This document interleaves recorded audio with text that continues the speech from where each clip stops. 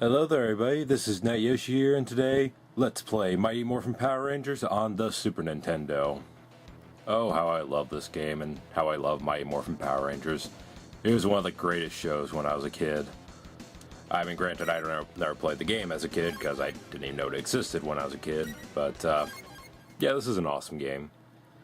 It's a pretty standard beat-em-up, and I'm mainly doing this just as kind of like to get me excited for the movie coming out in a few more weeks. Hopefully it'll be really awesome. But anyways, here's our intro. And oh my, the city's on fire! And there's Rita Repulsa, the evil space witch. She was an evil space witch, right? I think that's it. Yeah. So this was obviously done before Lord Zed was introduced into the show, so the villain is Rita, which is cool because Rita's awesome.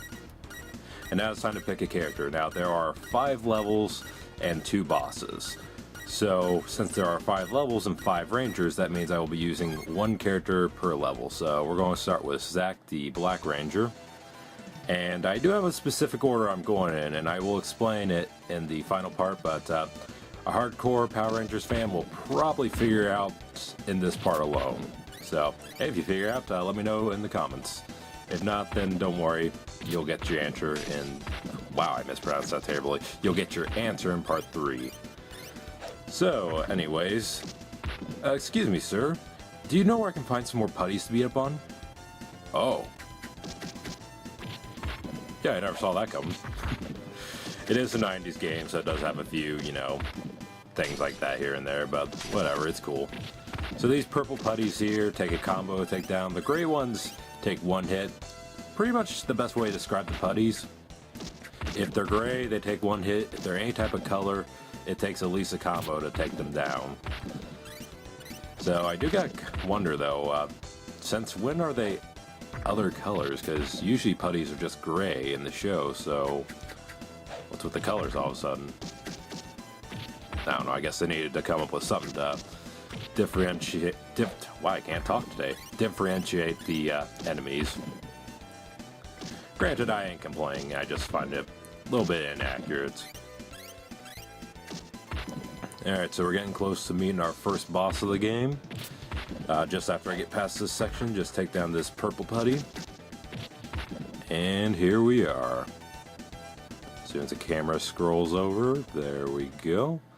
Bones. Morphing time! Mastodon! So, we turn into our Power Ranger, in this case the Black Ranger Mastodon, and now we are super powerful. Well, okay, in all honesty, we're about the same as we were when we were just regular human Zack. And what I'm demonstrating right now is the bomb attack.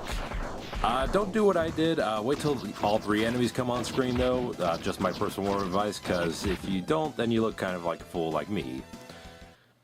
So, yeah, that happened. But anyways, there's not a whole lot of differences when you're a Power Ranger and just a regular human. These green guys, by the way, they jump around, and they are by far the most annoying enemies in the game. The dark green ones are even worse, but thankfully we won't see them till next level at least.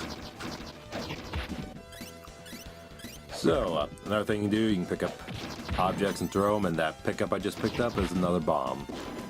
Now, you can only use the bomb when you're a Power Ranger. When you're a human, you can't use that, and you activate it by pushing the X button.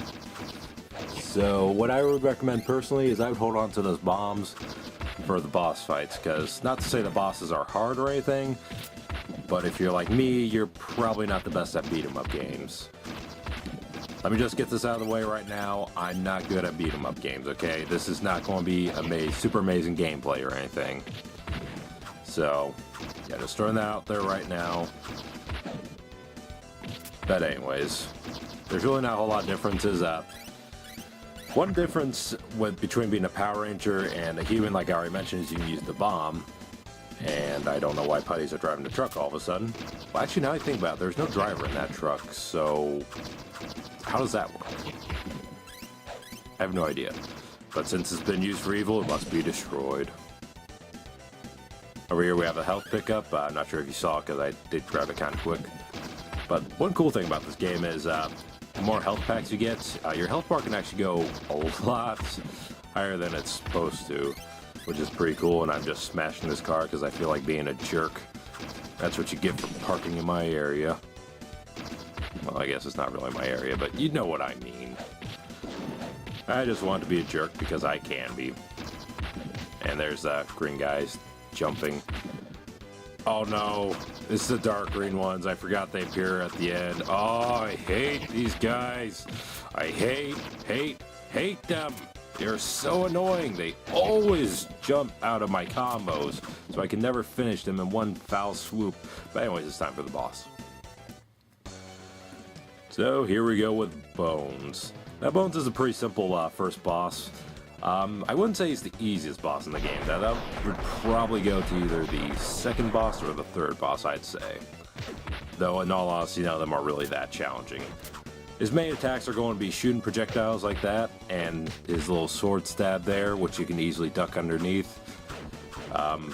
Yeah, there's really not a whole much to him, and like I said before, I like to save my bombs for the boss fights, because they do pretty good damage and speed up the fights a little bit more.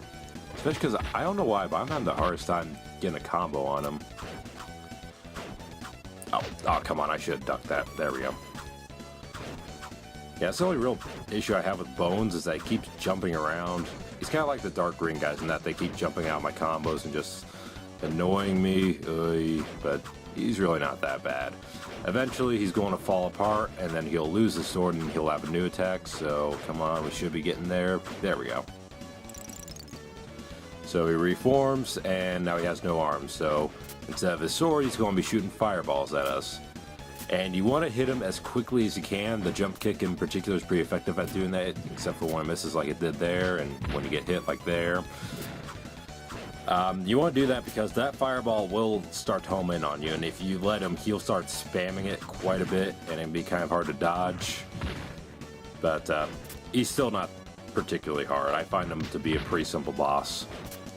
Alright, so now he's just ahead, and he's still going to be shooting fireballs, but all you want to do is hit his head, and there you go. Pretty simple first boss. But like I said, I don't really find any of the bosses in this game hard. Yeah, seriously, if it ever looks like I'm sucking, then just know it's not because they're good, it's because I literally suck at beat-em-ups. But anyways, beat the level, there's our password if we need to continue, but spoiler alert, we're not going to. So next we're going to be going with Kimberly, the Pink Ranger, just about every little boy's first crush as a kid. I can't remember if Kimberly was my first crush or if it was Katana from Mortal Kombat 2, because, yeah, I usually don't admit that to people, but I always thought Katana from MK2 when I was a kid was, like, one of the most beautiful ladies of all. Yeah, it was weird. But anyways, here's that, another one of those dark green putties that I hate. You see what I mean? They always jump out at the end of your combo, and then you have to try and hit them again. You know, I don't mind the light green ones, because they just take a hit. But the dark green ones are annoying. And I'm sure you noticed by now, but for some reason, the putties have knives. Why they have knives, I have no idea. That seems a little out of character for them. Because usually putties just use their fists, you know? But, no, for whatever reason they have knives now. This level also has a lot of rolling barrels that you can jump over or destroy by kicking them. That's one thing that stinks about being a human, is when you bend down, you have no combos. All you can do is this little kick. It's pretty much the same with all the characters, though, so yeah, I don't think I demonstrated it with Zack, but just know it's pretty much the same. And also one thing I gotta mention too, that I probably should mention with Zack, all the Power Rangers look exactly the same, because they're palette swaps of the Red Ranger, which is Jason, you know. And I seriously don't know how I got hit by both those barrels. I thought post-hit invulnerability would have protected me there, but apparently not. But whatever, we're getting close to meeting our second level boss, so I'll get my health regenerated, so it's no big deal. Yeah, so anyways, all the humans, well, all the characters before... Okay, I don't know how I avoid that barrel, but cool. I guess that makes up for the one earlier. All the characters do look unique when they're not the Power Ranger. But once they morph into their Power Ranger forms, they all look the same because they're all a palette swap of the Red Ranger. It's going to be most notably with Kimberly, because if you remember the show, Kimberly had a skirt and her helmet was pink and white, whereas all the other helmets were usually just one basic color. Like, for example, yellow was yellow and blue was blue, and speaking of which, here's our boss, so yeah. Gnarly Gnome, it's morphing time! Pterodactyl! So, Gnarly Gnome, I actually do remember the episode he was in. I always thought he's kind of a silly villain. Because, you know, Power Rangers was always a bit of a silly show in my eyes. Not like a bad silly, just a fun silly in my eyes. Yeah, I loved Mighty Morphin Power Rangers as a kid. I have a lot of fond memories of watching that with my sister.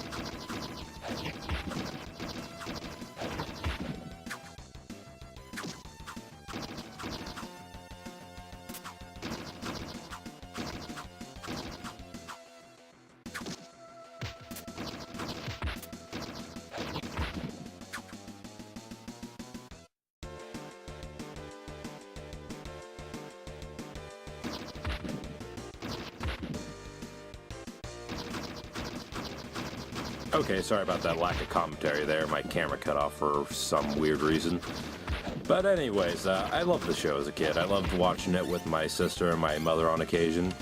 And it was a good show. Over here we have a platforming section for these bars. You basically just want to push up and then push up again, and there you go. You can climb up. And it is kind of nice to have these platforming sections to kind of break up the monotony of the beat 'em up sections, and I can't believe I really jumped into that spinning thing there. And I don't know what I'm doing here. Why don't I just kill this thing? There we go. I should have did that in the first place, but oh well. Moving on. So I actually have watched the entire Mighty Morphin Power Rangers series on Netflix. Did it a few years back, and all I can say is, even as an adult, I still say Mighty Morphin Power Rangers is a fantastic show. Is it cheesy? Yes. Is it silly? Yes. Is it a little ridiculous at times? Yes. But it's still fun, you know? You know, being a fan of B movies and whatnot, and Japanese monster movies and stuff like that, especially Godzilla, you know, I like this kind of stuff. I think it's fun. I always thought it was fun as a kid, and I still think it's fun now. Now, granted, I haven't seen every Power Rangers series there is.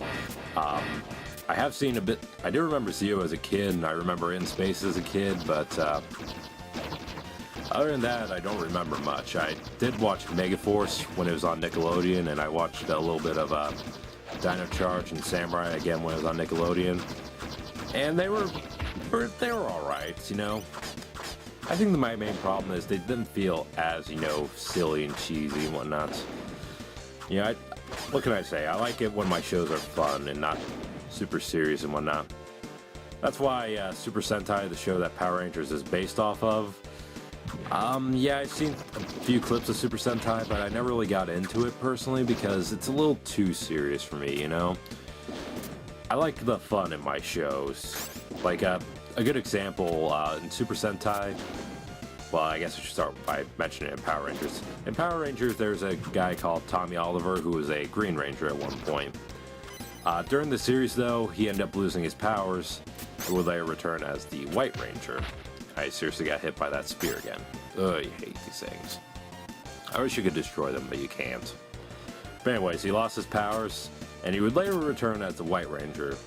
But in Super Sentai, from what I've seen and read, he died. Like, he died. He did not come back, as far as I know. I don't know if he came back as the White Ranger, or Kaiba Ranger, I think it was called, in Super Sentai, I don't recall. But, yeah, he died. And, I don't know, just stuff like that. I don't know. You know, for me, it's kind of like the Teenage Mutant Ninja Turtle comics, you know? It's a little too dark and a little too serious for me, you know? You give me something like giant mutant Ninja Turtles going around fighting crime, and I don't expect anything super dark or serious. I expect something fun and silly. You know, that's just the way I am. Certainly, though, that's not to say I don't like anything that's kind of dark and more mature. Gosh darn it, why am I getting hit by this putty so much? Like, a good example is The Wolf Among Us, which is basically fairy tales for adults. And it's based off the Fables comic book that I've never read. I should probably get on that someday. But, yeah, I always loved Wolf Among Us. That's definitely my favorite Telltale game. Yep, I like it even more than The Walking Dead, dare I say it. So, yeah. I do like it every now and then, like certainly Sonic Adventure 2 I always thought had a good storyline despite how dark it was at times. And yeah, it's not to say did I really just do that? Alright, I'm on cut ahead, so hold on a minute. Alright, can I get it this time? This is like my third or fourth time trying. I don't know why, but I'm having a bad case of missing the platforms today. Alright, nothing to the right. Get up there, there we go. But anyways, as I was saying before, that it's not to say I'm against things being a little bit more mature, a little bit more dark and whatnot. You know, certainly if they... Whoa, I'm surprised I made that platform jump there. But awesome. You know, certainly if there's ever a new Sonic Adventure game and they wanted to go the route Sonic Adventure 2 and make the story a little bit more serious and whatnot, I'd be perfectly fine with that, because, you know, it still has the fun in it to me. And also, I love The Walking Dead. Yeah, The Walking Dead is awesome. I love that show, despite how depressing it is. Seriously, that show is great. If you've never seen The Walking Dead, you are missing out. And I'm sure someone's going to ask in the comments, yes, I've read The Walking Dead comics. And they're fun. I like them for what they are. And, yeah, I played the games too, except for Season 3. I haven't got that far yet. But I played Season 1, Season 2, and they're pretty good. Well, Season 2 is kind of disappointing, but whatever. Moving on to the boss, Gnarly Gnome. Now this guy, if I'm going to be honest, is probably one of the easiest bosses in the game if you know what you're doing. Basically what I like to do is I like to stand on this middle platform and just whack him whenever he appears. If he appears on any of the 4 platforms in this area, I can hit him. I can't really combo him, granted, but I can still hit him and avoid damage. When he appears down there, though, you want to jump to avoid his, either his rake swipes or his, I don't know what his instrument is called, but you want to avoid that, basically, because that can hurt you. The rake especially can be kind of painful, so whenever he appears below you, just jump and you'll avoid it every time, I find. And I'm saving my bomb for one particular part, because once I do enough damage to him, he's going to start teleporting around a lot quicker, and it's going to be a pain. So, yeah. That's the only problem with this strategy, is that it takes a while to take him down, but it is what it is, and I don't know why I jumped there. That was probably not the best choice, because I could have easily hit him before he tried to hit me there, but whatever. Alright, so here we go. So now I'm using my bomb, and wow, I failed miserably. That was nowhere near as effective as it could have been, so yeah, don't do what I did. Same thing that I did with Zack in level 1. Don't do what I did. Don't make yourself look like a fool on camera. Well, I guess technically it's on a DVD recorder, but you know what I mean. Alright, so basically the same strategy works. The only problem is he's kind of hard to dodge now, because he comes so quick that you don't really have much time to get yourself in the position to jump or attack him. Like, there, I had no idea he was going up here there, and I had no time to jump, but I got lucky there. And I was just jumping around for the heck of it up there. He should be coming down soon, though, so hopefully I can get him without dying, because I don't want to die. That would not be good. Alright, come on. Where's he going? Yes, there we go. Alright, got him. Alright, and he explodes for some reason. All the enemies explode for some reason. I don't know why. But anyways, that'll do it for part 1. I'll see you all in part 2.